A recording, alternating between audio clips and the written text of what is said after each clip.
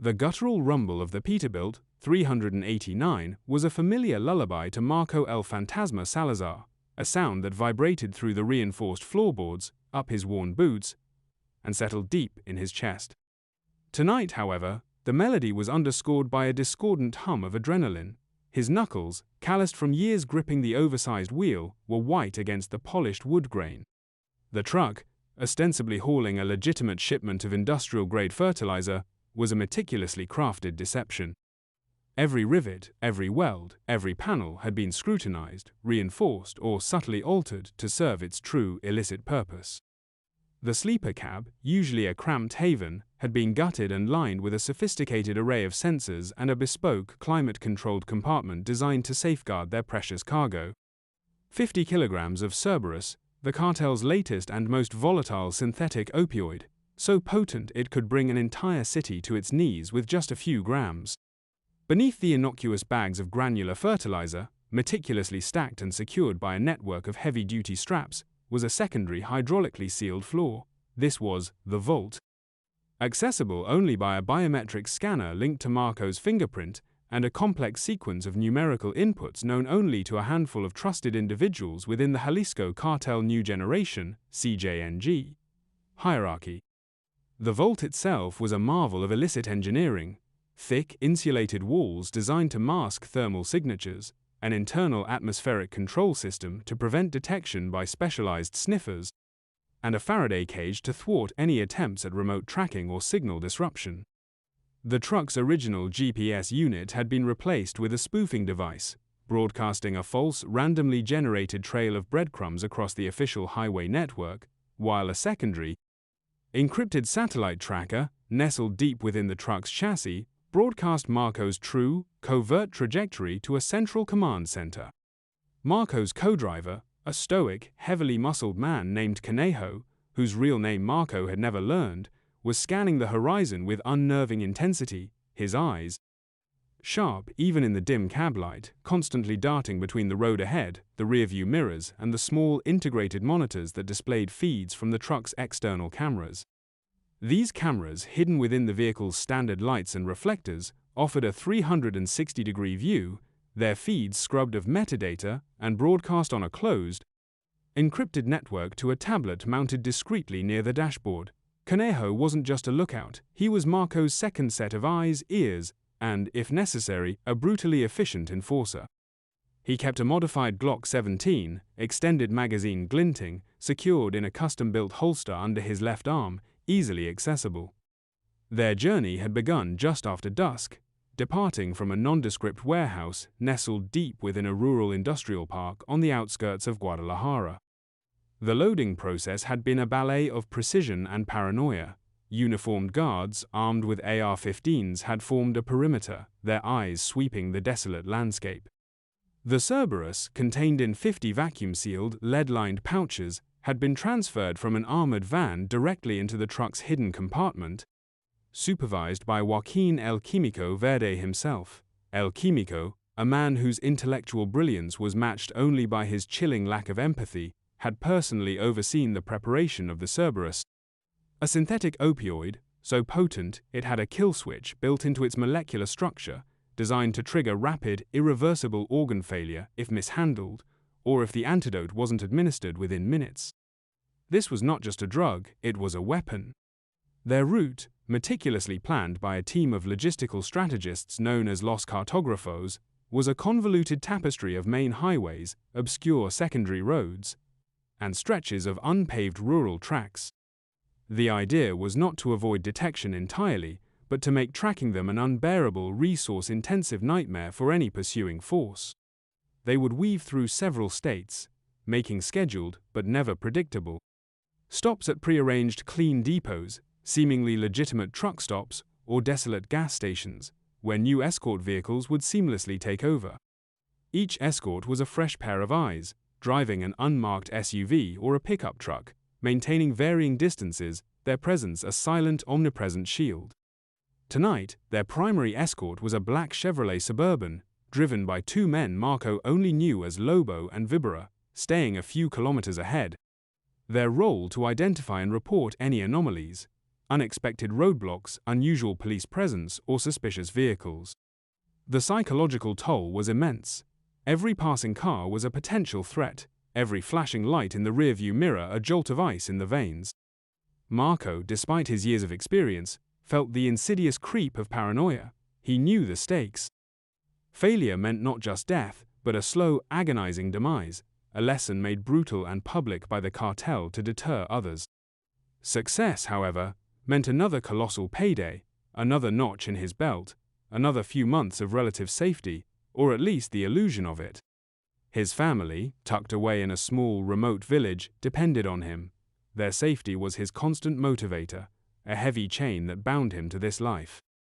Around 2:00 a.m., as they navigated a particularly desolate stretch of Federal Highway 57, a faint, almost imperceptible flicker caught Conejo's eye on one of the forward camera monitors.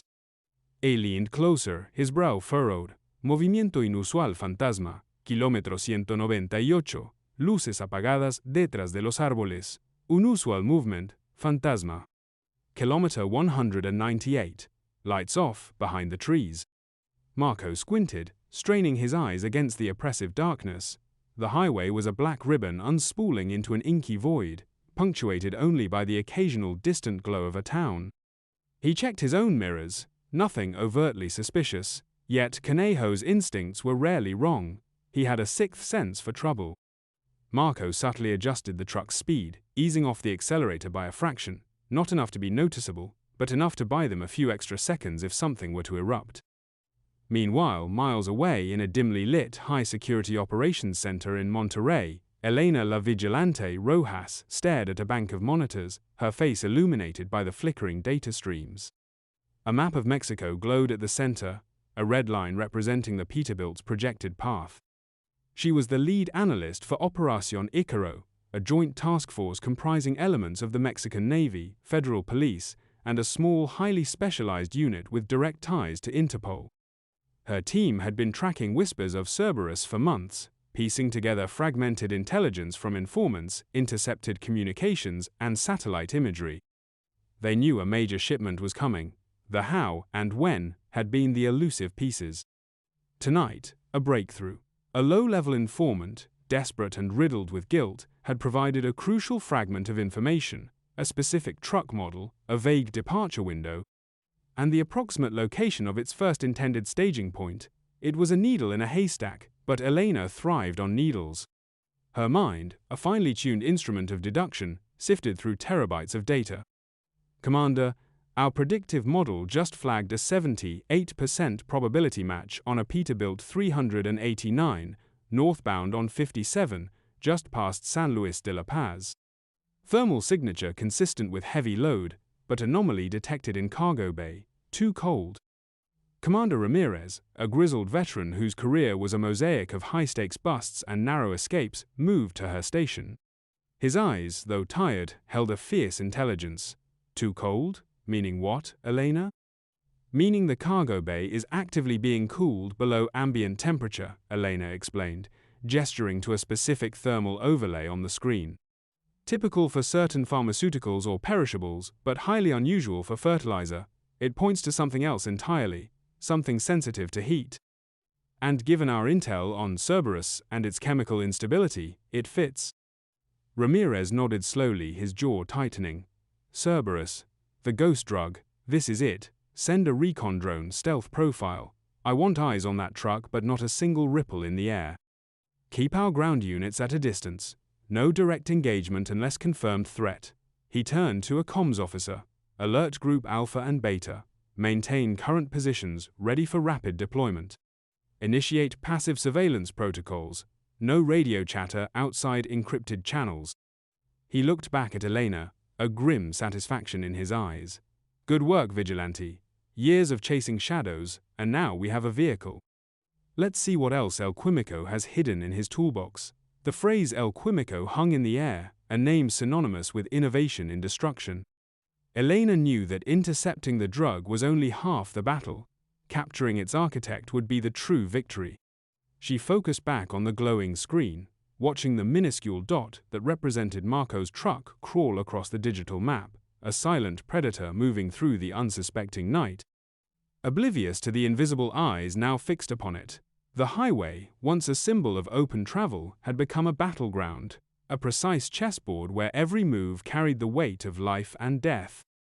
The game had just begun. The digital hum of the dashboard monitors in Marco's truck intensified subtly, a barely perceptible shift that only Conejo, with his heightened senses, would register. It wasn't a direct alarm, but an almost subliminal notification from the truck's integrated counter-surveillance system. Fantasma got something. Faint, high-frequency signature. Could be a drone, military spec, high altitude. Conejo pointed to a small, almost imperceptible blip on a corner of one of his screens, a ghost in the static. Marco's grip tightened on the wheel. His mind raced, calculating trajectories, probabilities. A drone this far out? It was either a lucky patrol, or they were burned.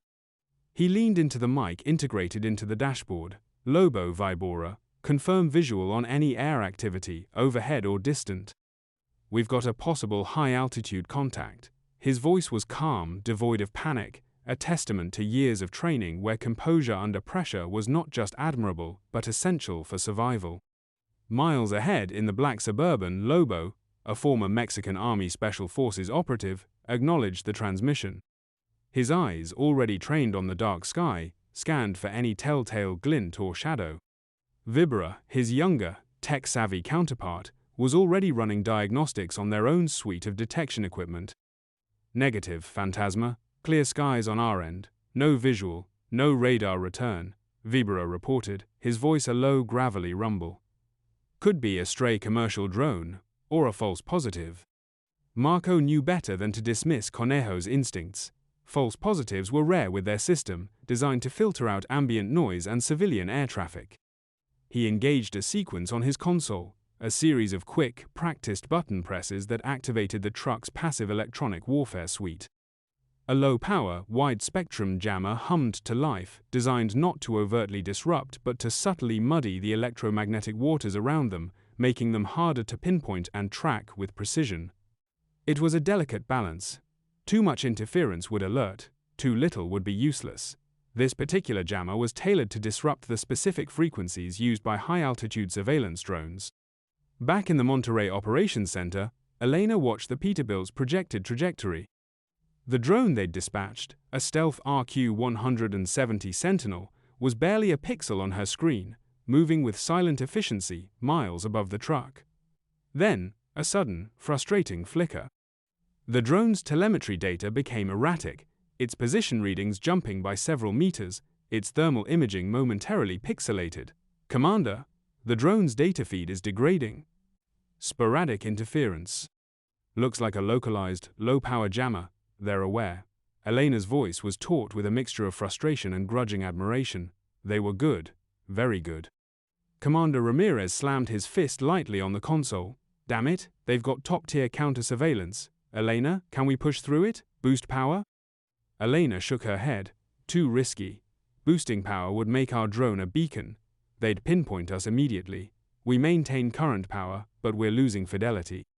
We can confirm their general position, but detailed observation is compromised. She typed rapidly, trying to compensate, recalibrate. They just confirmed their paranoia. This truck is the one. Ramirez paced, his mind churning.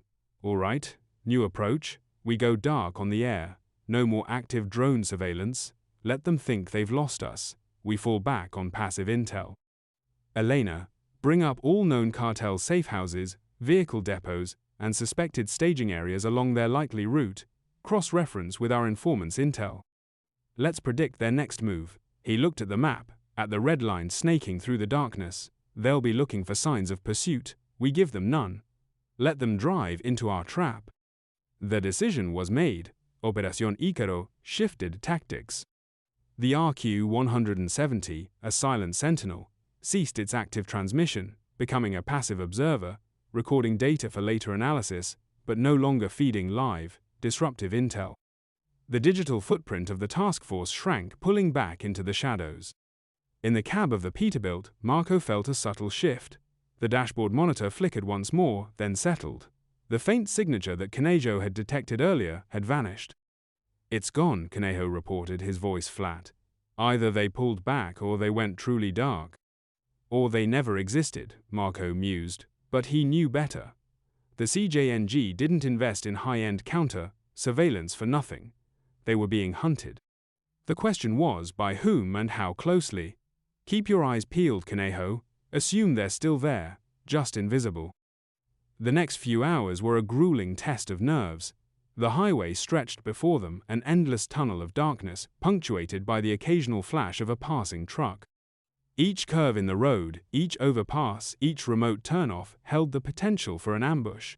Marco drove with an almost preternatural focus, his senses hyper-alert.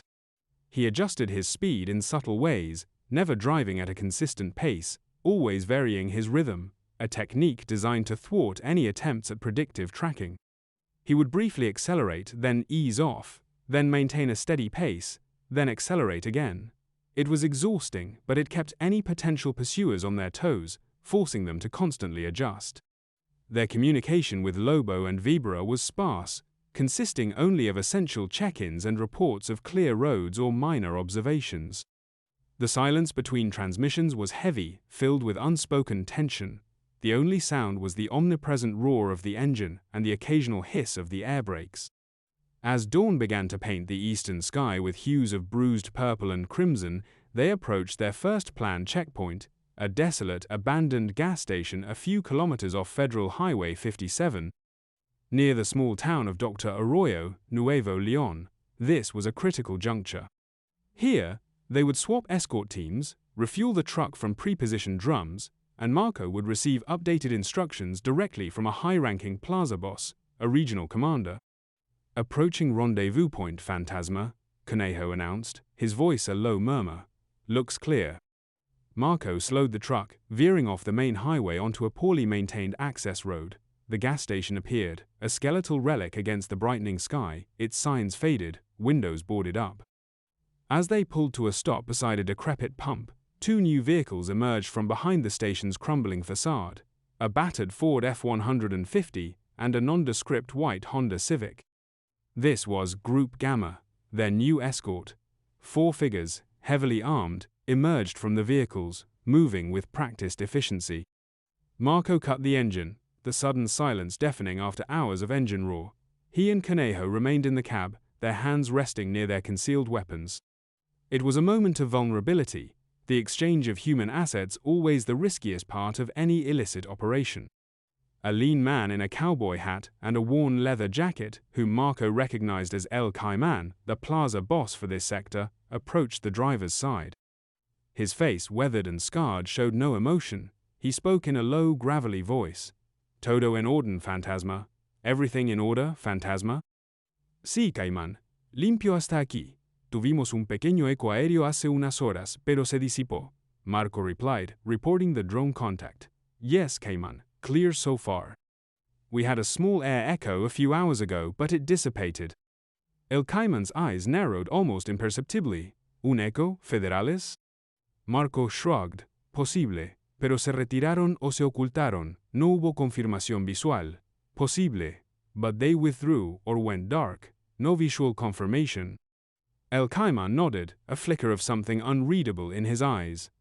He handed Marco a small encrypted tablet.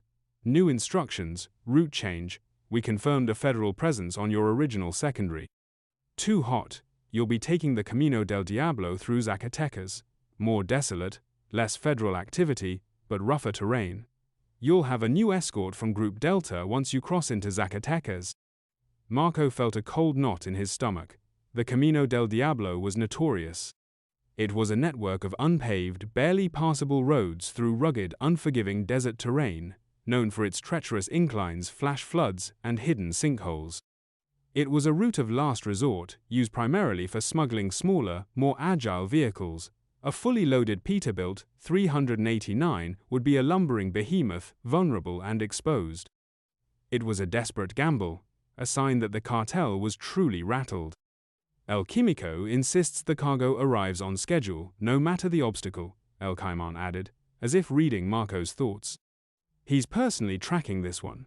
The new route cuts hours off the journey if you can make time. Your new destination is an old silver mine near Fresnillo. They'll be waiting. Marco nodded, accepting the tablet. He knew what El Quimico insists meant: no excuses, no delays, no failures. The new escort team began the refueling process, siphoning diesel from drums into the Peterbilt's massive tanks. Conejo remained vigilant, his eyes sweeping the desolate landscape, while Marco studied the new route on the tablet. The digital map showed a maze of faint lines, barely distinguishable from the topographical contours. This was not a highway, it was a punishment. As the sun crept higher, casting long, distorted shadows, the new escort vehicles pulled away, leaving Marco and Conejo alone for a few tense minutes while the last drops of fuel were transferred. Marco glanced at Conejo, whose face was grim. "Camino del Diablo," Marco murmured, the words tasting like ash. Conejo merely grunted, loading a fresh magazine into his Glock. "Then we drive through hell." The Peterbilt, now fully fueled and carrying its deadly hidden cargo, prepared to embark on the most treacherous leg of its journey, a true test of its resilience and the men at its helm. The new route, chosen out of desperation, was a perilous gamble, forcing them deeper into the shadows, a move that Operación Ícaro, miles away, would soon scramble to predict and exploit. The game was escalating, the stakes higher than ever. The transition from the relatively smooth asphalt of Federal Highway 57 to the jarring rock-strewn expanse of the Camino del Diablo was immediate and brutal. The Peterbilt, a leviathan of steel and chrome, groaned in protest as its massive tires churned over loose gravel and sharp, exposed bedrock. Dust, fine as talcum powder, billowed up in choking clouds, coating the truck in a reddish-brown film and obscuring the already faint track. The sun, now high in the sky, beat down relentlessly, turning the desert air into a shimmering, oppressive haze. The temperature inside the cab, despite the air conditioning struggling valiantly, began to climb. Marco gripped the wheel with white knuckles, his forearms aching from the constant battle to keep the truck from veering off the precarious path. This wasn't driving, it was wrestling a beast through a gauntlet. The road, if it could even be called that, was a series of switchbacks, steep ascents, and terrifying descents, often hugging the edge of sheer drops into desolate canyons. Every jolt sent a tremor through the truck, and Marco could feel the hidden cargo shifting subtly beneath him, a constant, unsettling reminder of its volatile nature. Conejo, ever vigilant, was now scanning the desolate landscape with a pair of high-powered binoculars. The emptiness was unnerving. No other vehicles, no signs of human habitation for miles, just the endless, parched expanse of desert, dotted with thorny cacti and scrub brush. This was precisely why the cartel had chosen this route. It was a ghost road, rarely patrolled, a blind spot for federal authorities. But its desolation was also its danger. If they broke down here, they were truly alone, hours from any form of assistance, vulnerable to rival gangs, or worse, the elements. Their new escort, Group Delta, was nowhere in sight. They were supposed to link up once the Peterbilt crossed into Zacatecas, but the Camino del Diablo was notorious for disrupting communication. Marco tried the encrypted satellite phone, but the signal was weak, intermittent. "No contact with Delta," he grunted, frustration lacing his voice. "We're on our own for now." Conejo lowered his binoculars, his expression grim. "Better that way, less targets, but we need to keep moving. This heat isn't good for the cargo." He was right. El Quimico had stressed the importance of maintaining the Cerberus's precise temperature. Any significant deviation could trigger an irreversible chemical reaction, turning their valuable shipment into a toxic, inert sludge, or worse, an explosive hazard. Marco pushed the Peterbilt, coaxing it over a particularly steep incline, the engine roaring in protest, the tires spitting rocks. He focused on the immediate path ahead, calculating angles, anticipating dips and rises, his mind a finely tuned machine processing terrain data. He remembered the detailed warnings from Los Cartógrafos. Watch for flash flood channels, avoid loose scree slopes, and never, under any circumstances, stop in a narrow pass. Meanwhile, back in Monterrey, Elena was in a furious race against time. The shift to the Camino del Diablo had thrown a wrench into Operación Ícaro's plans. The route was almost entirely off their radar, a blank space on their digital maps. "Commander, they've gone off-grid," Elena announced, her fingers flying across her keyboard. They took the Camino del Diablo through Zacatecas. It's a ghost route, unpaved, barely mapped. Our satellite imagery is sparse, and ground sensors are non-existent. Commander Ramirez swore under his breath. Clever bastards. They knew we'd be watching the main arteries. This is a desperate move, but a smart one. It buys them time, and it makes our job hell. He leaned over Elena's shoulder, studying the topographical maps. What's the fastest way to intercept them on that goat path? Air support? Elena shook her head. Too risky for direct air interdiction. The terrain is too rugged for a clean landing, and a helicopter would be spotted miles away. We'd lose the element of surprise. We need ground units, but they're hours away from even reaching the entrance to that road. Predict their exit points, Ramirez ordered. They can't stay on that road forever. It has to connect back to a main highway, or lead to a specific destination. What's the most likely egress point given their new destination, the old silver mine near Fresnillo?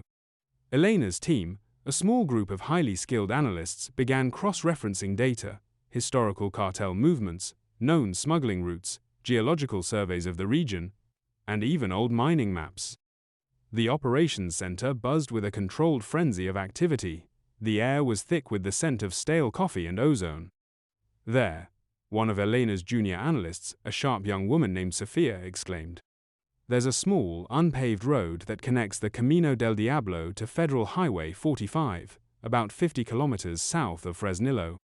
It's a rarely used agricultural access road, but it's the most direct link from the Camino to the mine without hitting a major town. Elena quickly pulled up the satellite imagery for that specific junction. It was a desolate, unremarkable stretch of highway, with a barely visible dirt track veering off into the desert. That's it, she confirmed. It's their most logical exit. It allows them to avoid Fresnillo proper and head directly to the mine. Ramirez's eyes lit up. All right. Group Alpha and Beta reroute immediately. Converge on that junction.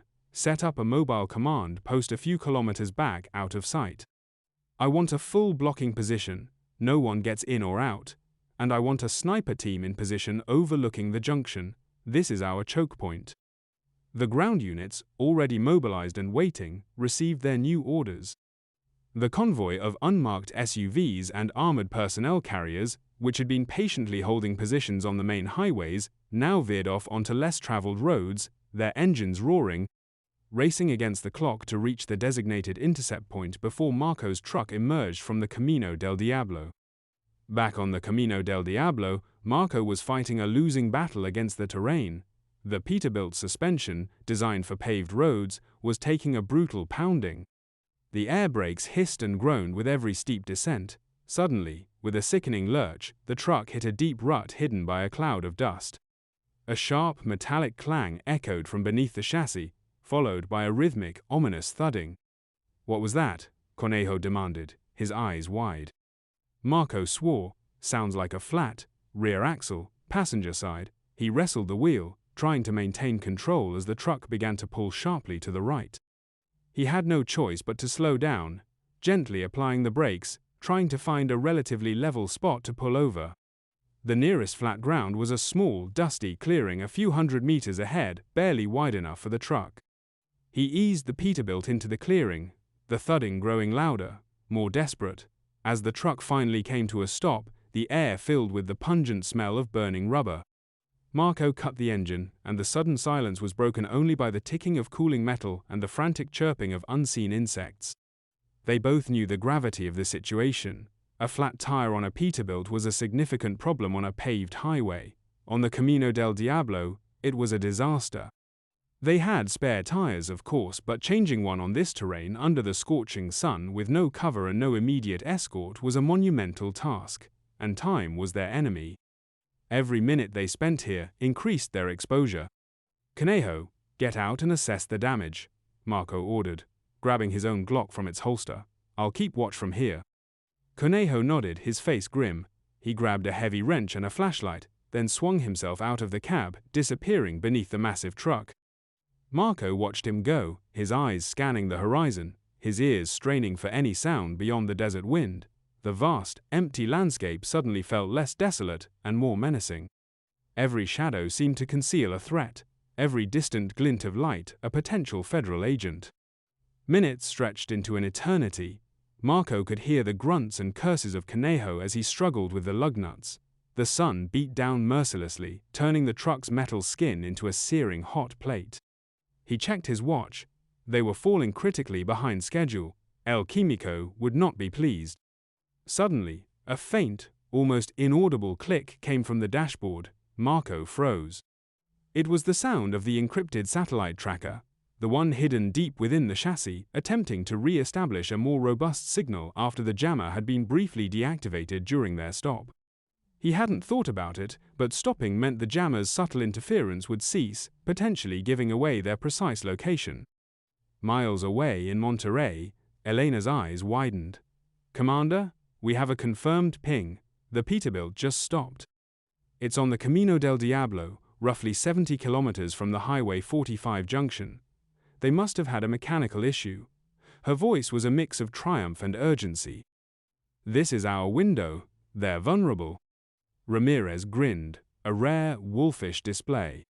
"Perfect. Group Alpha, Group Beta, you heard the lady. Accelerate, maintain radio silence. We move in fast and quiet. This is it, gentlemen. The ghost truck just materialized."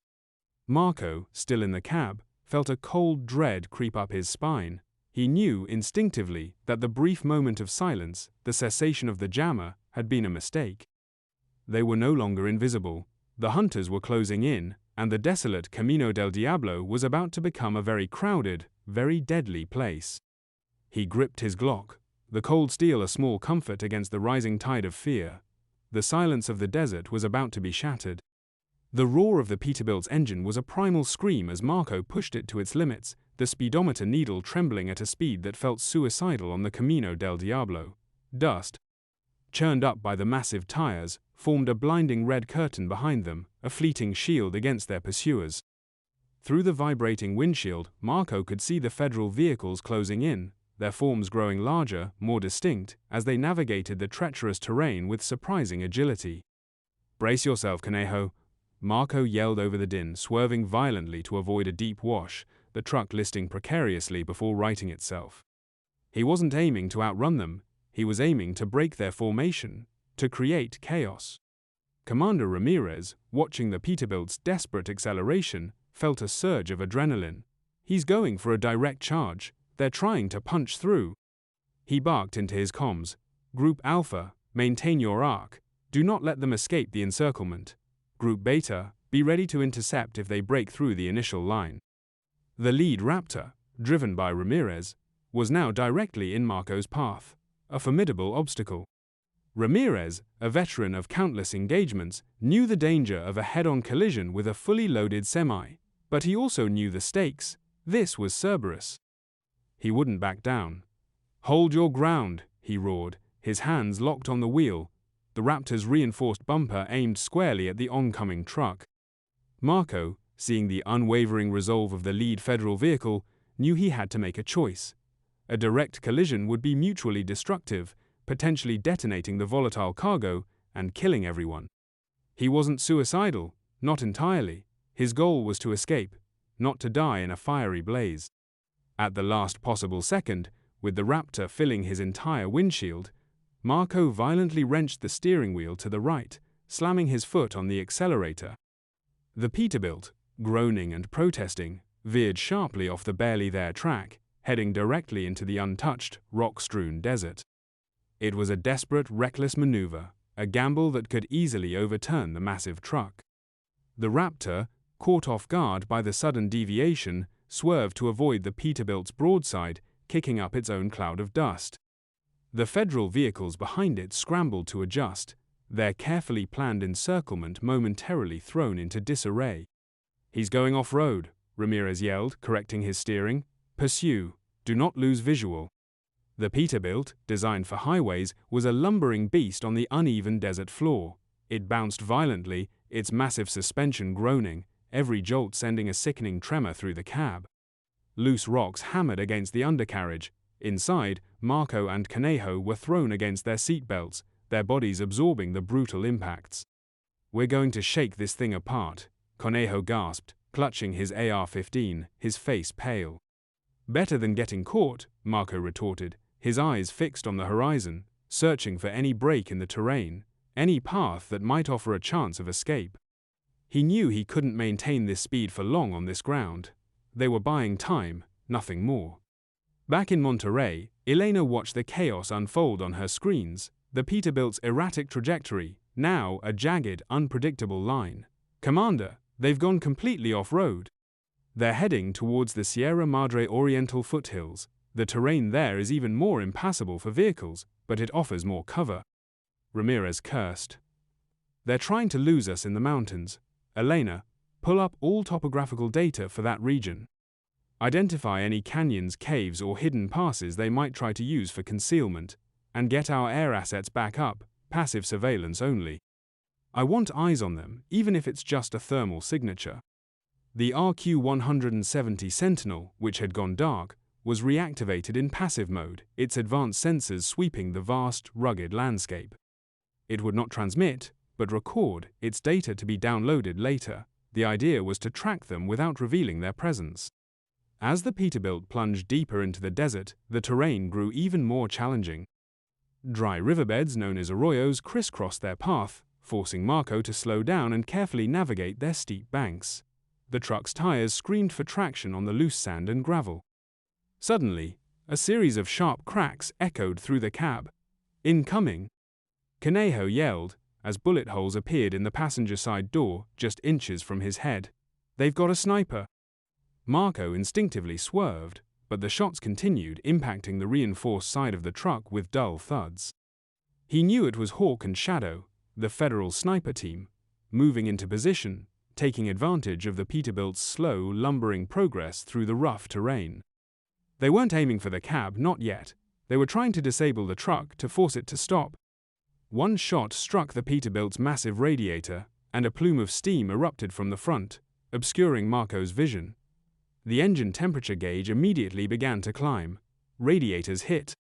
Marco yelled, his voice tight with alarm. "We're losing coolant." The truck was now a wounded beast, limping through the desert. Marco knew they had minutes, maybe less, before the engine seized. He scanned frantically, his eyes darting across the desolate landscape. Then he saw it.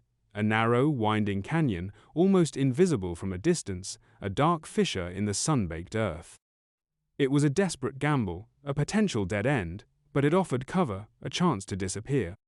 "Hold on," Marco yelled, turning the wheel sharply, aiming the Peterbilt directly for the canyon entrance. The truck bounced violently, threatening to overturn, but Marco held it steady, his years of experience kicking in. The Federal vehicles, seeing the Peterbilt veer towards the canyon, redoubled their efforts. "He's heading for the canyon." Ramirez shouted, "Don't let him get in there. It's a natural fortress." He pushed his Raptor harder, trying to cut them off. But it was too late. With a final, agonizing lurch, the Peterbilt plunged into the narrow mouth of the canyon, its massive frame scraping against the rock walls. The sudden darkness was a shock after the blinding desert sun. The canyon floor was uneven, littered with boulders, but it offered immediate, blessed concealment. The Federal vehicles, too wide and too slow, couldn't follow immediately. They stopped at the canyon entrance, their engines idling, dust settling around them. Inside the canyon, the Peterbilt's engine was sputtering, steam hissing from the ruptured radiator. Marco brought the truck to a halt, the silence in the narrow space deafening after the roar of the engine and the impact of the bullets. The air was thick with the smell of hot metal and coolant. "We're stuck," Conejo stated, his voice flat, staring at the rapidly climbing temperature gauge. "Engine's going to seize any minute." Marco nodded grimly. "Doesn't matter. We're in cover. For now." He looked up at the narrow strip of sky visible above the canyon walls. They were trapped, but they were also hidden.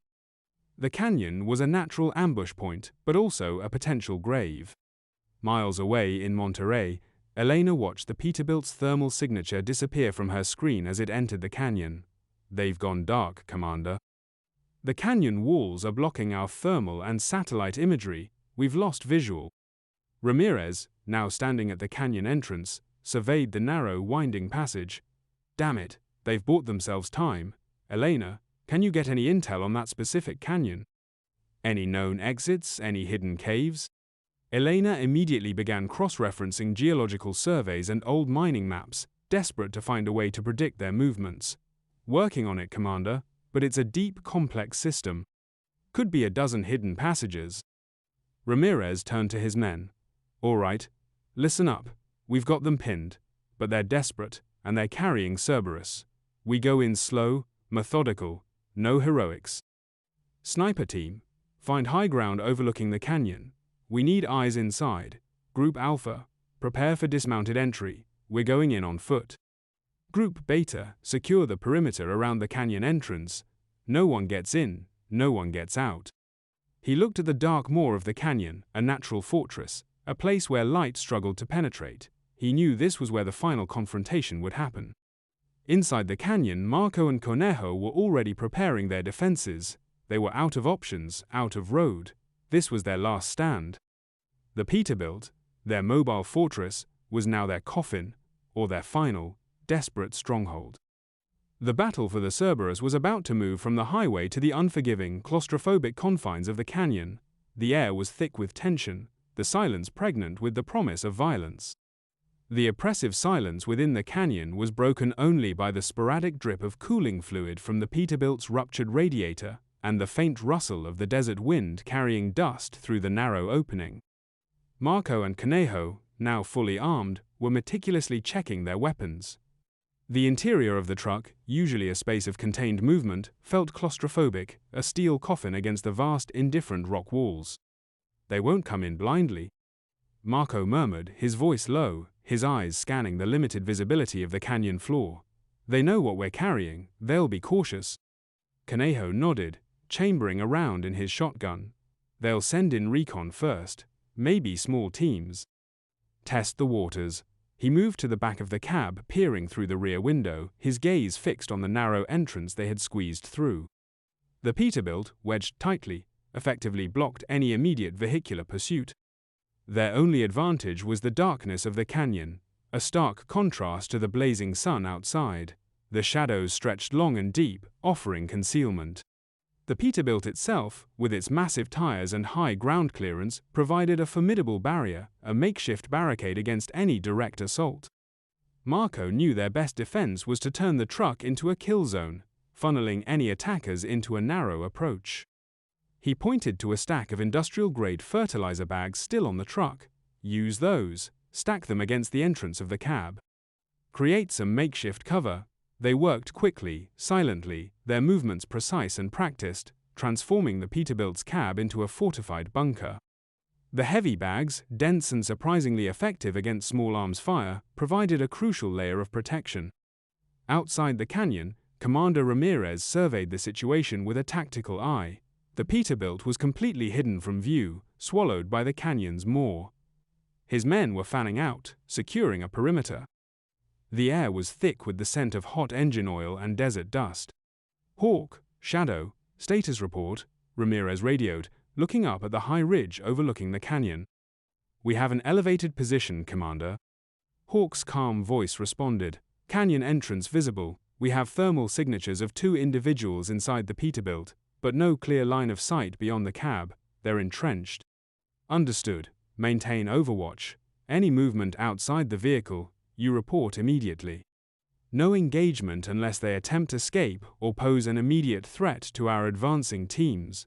Ramirez turned to the leader of Group Alpha, Sergeant Morales, a stocky, formidable man with years of experience in counter-narcotics operations. Sergeant, prepare your men. 2 teams. Team 1, approach from the north side of the canyon wall. Team 2 from the south. Slow and steady. Look for any hidden passages, any signs of an escape route. Assume they're armed to the teeth and desperate. Remember the cargo, Cerberus, non-lethal takedown if possible, but prioritize securing the drug. Morales nodded, his face grim. Understood, Commander. We'll be ghosts. His men, clad in lightweight tactical gear designed for desert operations, began their stealthy advance, using the natural contours of the canyon walls for cover. They were moving like shadows, their movements fluid and silent, their weapons at the ready.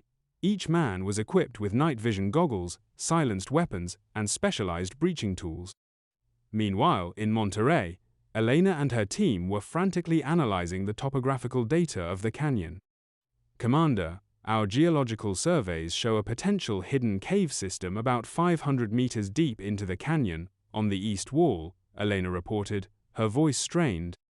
It's an old, unmapped network of natural caverns, possibly connected to the old silver mine. It could be an escape route or a secondary cache point. Ramirez's eyes narrowed. A cave system? That's what El Quimico would do. A contingency. Sergeant Morales, you copy that? Priority 1, locate that cave system. If they're planning an escape, it's through there. Inside the Peterbilt, Marco felt the vibration of footsteps on the rock floor outside the cab, closer now. They were attempting a more direct approach, perhaps trying to breach the doors. He heard the metallic scrape of tools against the heavy steel. Breaching attempt on the driver's side door, Conejo yelled, pointing with his shotgun. Marco knew the doors were heavily reinforced, but given enough time and specialized equipment, they wouldn't hold forever. He also knew they couldn't stay in the cab much longer. The air was becoming stale with the gas, despite their masks, and the heat from the engine was radiating throughout the interior. We need to move, Conejo, Marco stated, his voice tight. We can't just sit here and be picked apart. The cave system. It's our only chance. He had seen the faint outline of a small, seemingly insignificant opening on the eastern canyon wall, a dark maw hidden by a tangle of thorny brush when they had first pulled in. He had dismissed it then, but now, with Elena's intel, it clicked. It was El Quimico's contingency. The vault access, Conejo said, understanding. They couldn't abandon the Cerberus. It was their burden, their purpose. The vault itself, located beneath the floor of the cargo bay, was directly accessible from within the cab through a small, reinforced hatch. Marco activated the biometric scanner with his thumbprint. The small, integrated screen glowed green, and with a soft whirring sound, the hydraulic seals disengaged. He quickly input the numerical sequence. With another hiss, the hatch slowly opened, revealing the dark, climate-controlled compartment below. Inside, the lead-lined pouches of Cerberus sat like deadly bricks. We take what we can carry, Marco instructed. Smallest, highest value, 2, maybe 3 pouches each. The rest, we secure. And we prepare for a failure to deliver contingency.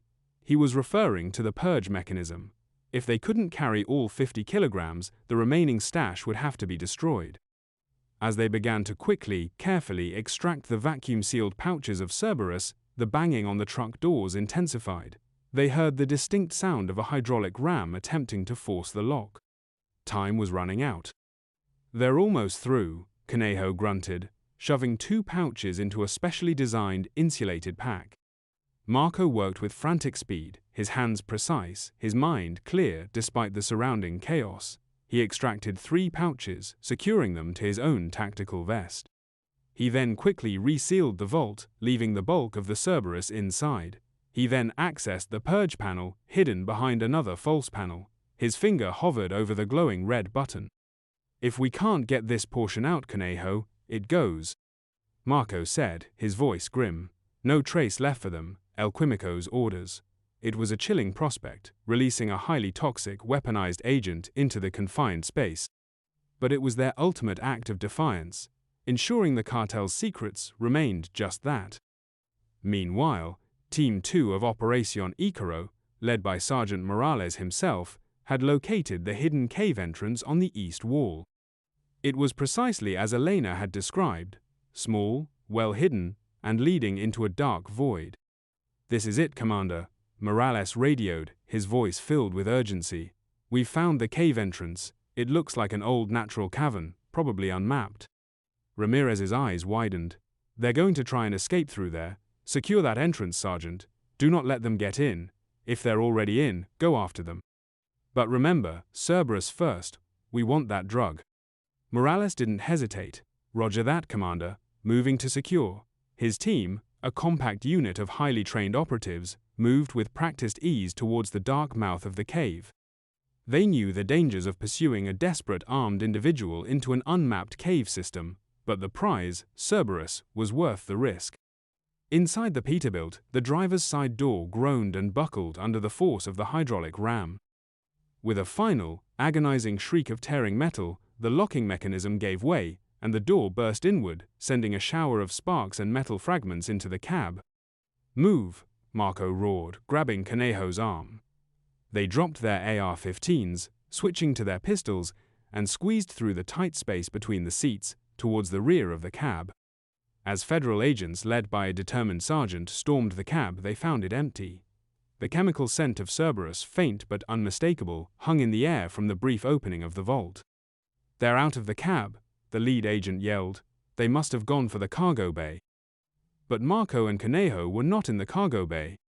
As the federal agents focused on the Peterbilt, Marco, knowing they had only seconds, had already activated the small, almost invisible emergency escape hatch on the passenger side floor. Designed for quick egress, they dropped out of the truck, into the swirling dust and gas, moving low, fast, towards the mouth of the hidden cave. They had moments to make it. Just as they reached the entrance, Sergeant Morales and his team burst into the clearing. "There they are," Morales yelled, his weapon raising. "Don't let them get in the cave." But Marco and Conejo were already diving into the dark, narrow opening, disappearing into the cold, silent embrace of the earth. As they vanished, Marco activated a small, preset explosive device he had placed on the Peterbilt's external fuel tank, a last act of denial. A deafening boom ripped through the canyon, shaking the ground.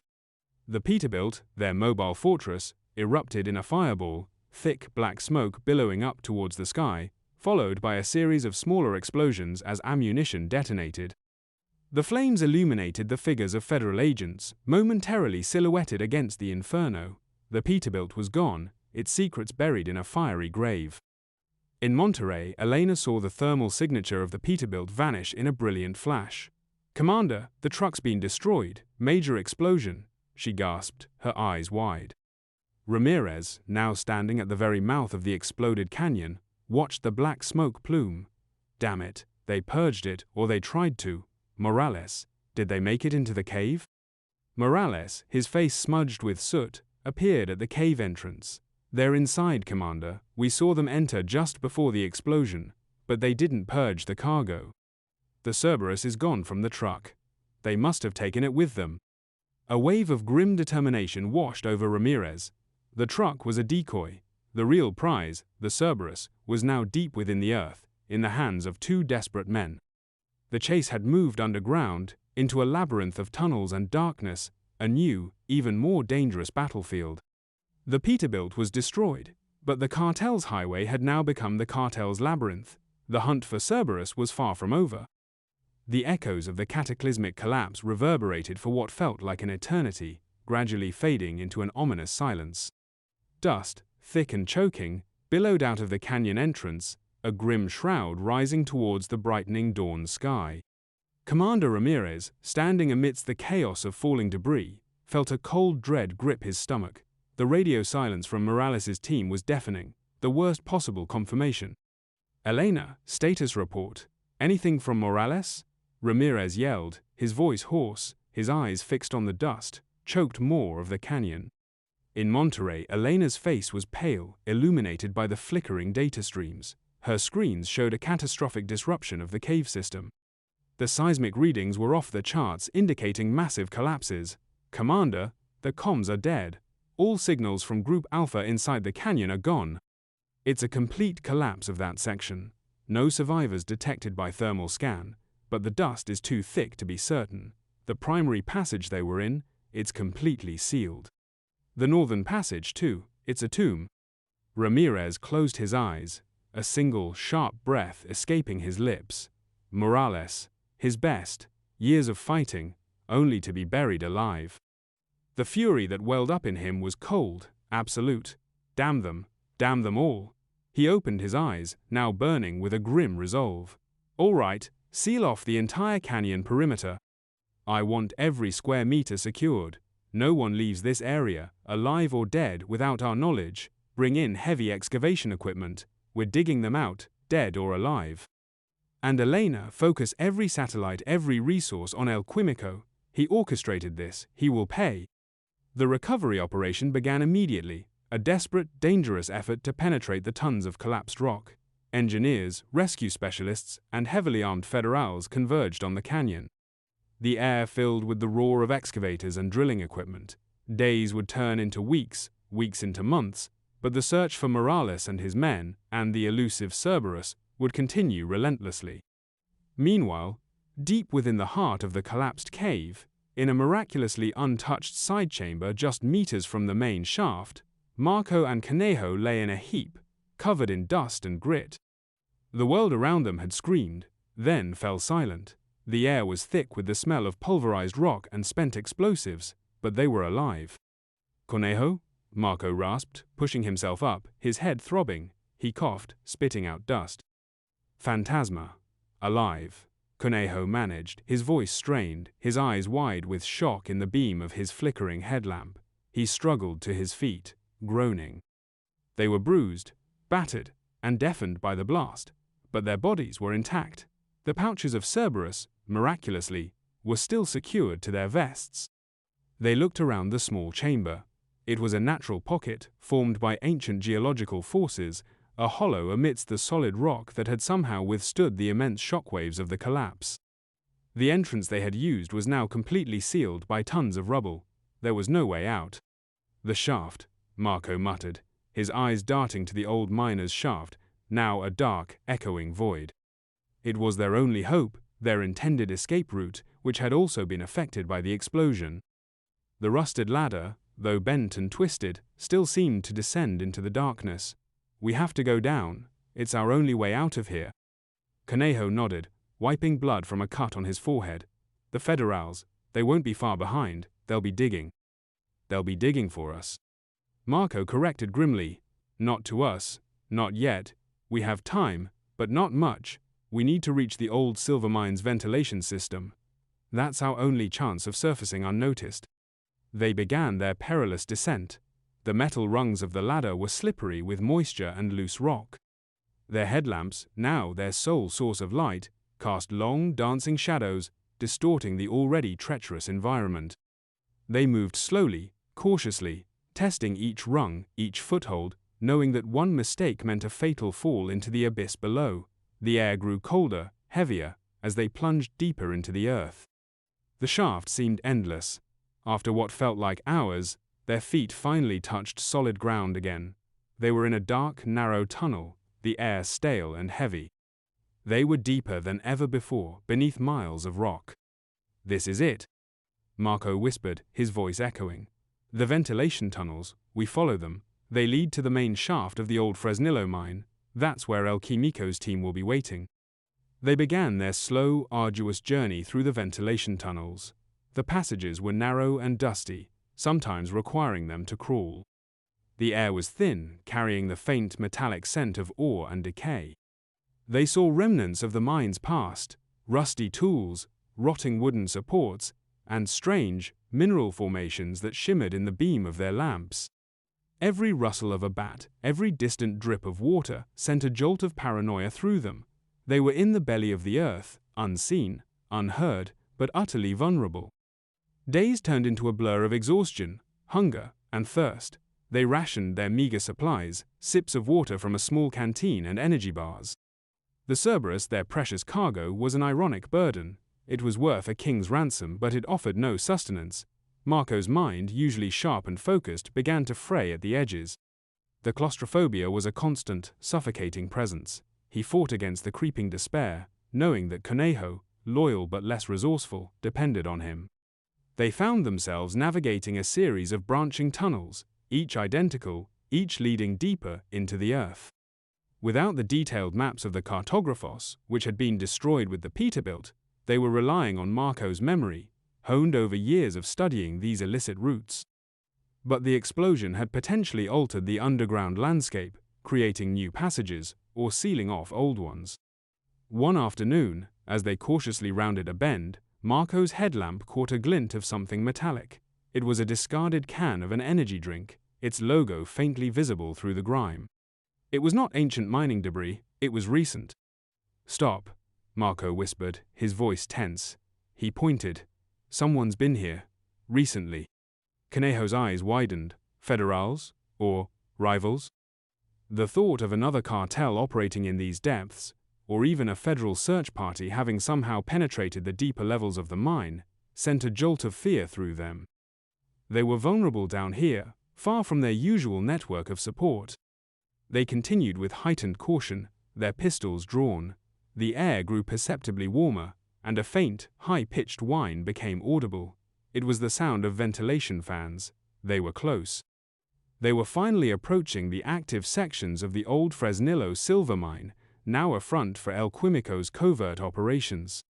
As they crept forward, the whine of the fans grew louder, more distinct. They saw faint light ahead, a dull orange glow that seemed to pulse in the darkness. It was artificial light. They were nearing civilization, or at least, the cartel's version of it. Marco's heart pounded in his chest. They had survived the highway, the desert, the explosion, and the labyrinth. They had brought the Cerberus through hell. Now came the final, most dangerous part, emerging from the shadows into the uncertain embrace of their own side, knowing that the Federals would not have given up. The hunt was far from over. Their struggle through the cartel's labyrinth had brought them to the precipice of their destination, but also, unknowingly, closer to the ultimate confrontation that awaited them at the surface. The hum of industrial ventilation fans grew into a steady roar, mingling with the distant clang of machinery. The faint, artificial orange glow intensified, casting long, distorted shadows ahead of Marco and Conejo. They were finally at the threshold of the Fresnillo silver mine's active operations, a cartel stronghold disguised beneath a legitimate mining facade. The air, though still stale, no longer carried the oppressive chill and dampness of the deep caverns, but the faint, metallic tang of minerals, and, more distinctly, the synthetic, almost clinical scent that could only mean one thing: Cerberus. "We're here," Conejo whispered, his voice hoarse with exhaustion and relief. He tightened his grip on his pistol, his eyes darting into the glowing passage ahead. After days of subterranean darkness, the light, however dim, was almost blinding. Marco nodded, his face a mask of grime and fatigue, but his eyes were sharp, alert. He knew this was the most dangerous part, emerging from the literal darkness into the unknown. They had survived the highway, the desert, the collapse, and the labyrinth. Now they faced the cartel's internal security, a network notorious for its paranoia. And somewhere, perhaps, the Federals were waiting. They crept forward, their footsteps muffled by the thick dust on the tunnel floor. The orange light emanated from a large reinforced steel door, slightly ajar, leading into a sprawling underground complex. They could hear voices now, low and indistinct, but undeniably human. Marco pushed the door open cautiously, just enough to peer inside. The cavern beyond was vast, illuminated by powerful floodlights. It was a sophisticated underground laboratory and processing facility. Workers, clad in protective gear, moved with practiced efficiency around gleaming stainless steel vats and complex distillation equipment. The sterile, almost futuristic setting was a stark contrast to the raw, ancient rock that surrounded it. This was El Quimico's inner sanctum. At the center of it all, overseeing the operations with an almost religious fervor, was Joaquin El Quimico Verde himself. He was older than Marco remembered, a gaunt, intense figure, his spectacles perched precariously on his nose, his eyes burning with an almost mad brilliance as he directed his technicians. This was the mind behind Cerberus, the true architect of their suffering. "He's here," Marco breathed, a mix of triumph and trepidation in his voice. "We made it. The Cerberus is delivered." He unclipped one of the pouches from his vest, holding it up, a silent testament to their perilous journey. Suddenly, a voice, cold and precise, cut through the hum of machinery, a curious delivery Fantasma, and remarkably late. Marco and Conejo spun around. Standing in the entrance tunnel behind them, bathed in the harsh floodlights of the lab, was a man Marco knew well, El Jefe, the supreme leader of the Jalisco Cartel New Generation. A figure rarely seen, a phantom whose orders carried the weight of life and death. He was flanked by a dozen heavily armed enforcers, their faces impassive. El Jefe's eyes, devoid of warmth, fixed on the pouches of Cerberus on Marco and Conejo's vests. "We received reports of a minor explosion at the canyon, Fantasma, and a significant loss of assets. Explain." Marco felt a cold knot in his stomach. This wasn't the welcoming committee he'd envisioned. "We were ambushed, Jefe. Federals, elite unit. We lost the truck, but we saved the product. took them into the Camino del Diablo, then through the collapse. It was the only way to ensure delivery. He tried to sound confident, but a tremor of fear ran through him. El Jefe's gaze remained unblinking. Interesting. Elena Rojas's unit, perhaps? They are persistent. But sacrificing a multi-million-dollar asset and an entire escort team for 5 kilograms of product, Fantasma, your explanation seems incomplete. Marco's heart hammered. He knew then. They suspected him, or perhaps they knew more than he realized. The cartel's paranoia was legendary. El Quimico, alerted by the commotion, turned from his work, his cold, analytical gaze sweeping over Marco and Conejo, then settling on the Cerberus pouches. The purity, El Quimico murmured, stepping closer, ignoring El Jefe for a moment, his obsession with the drug overriding all else. He snatched a pouch from Marco's hand, meticulously examining it. Yes, intact. Remarkable given the circumstances. He looked at Marco, a flicker of something unreadable in his eyes, before handing the pouch back to one of El Jefe's men. Just as El Quimico seemed satisfied, a loud, piercing alarm blared through the underground complex. Red emergency lights began to flash, casting an ominous glow over the lab. "What is that?" El Jefe roared, his face contorting in anger. A frantic technician rushed towards them, his face ashen. "Jeff, we have a breach. Federals. They've penetrated the main ventilation shaft. They're in the upper levels of the mine." El Jefe's eyes narrowed, shifting from Marco to the lab. How? How did they find this place? He looked back at Marco, a terrible suspicion dawning in his eyes. "You led them here, Fantasma?"